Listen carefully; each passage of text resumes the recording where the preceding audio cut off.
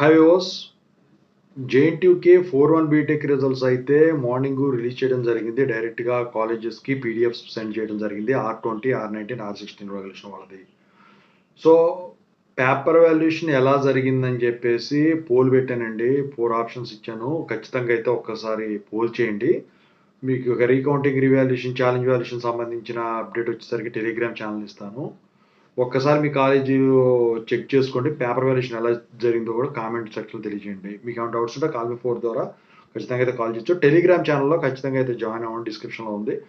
ఇంతవరకు ఈ channel subscribe చేసుకుని వీడియో లైక్ చేసి షేర్ చేయండి. Software course work support channel కూడా సబ్స్క్రైబ్ చేసుకోండి. ఇక టాపిక్లో పెడితే నెక్స్ట్ 4-1 బీటెక్ సప్లీ ఎగ్జామ్స్ ఎప్పుడు ఉంటాయి? So 4-1 BTech supply exams R20 కానివ్వండి, R19 కానివ్వండి, R16 కానివ్వండి వచ్చేసరికి ఏప్రిల్ 15th నుంచి కానీ 14th నుంచి కానీ కండక్ట్ చేస్తారండి.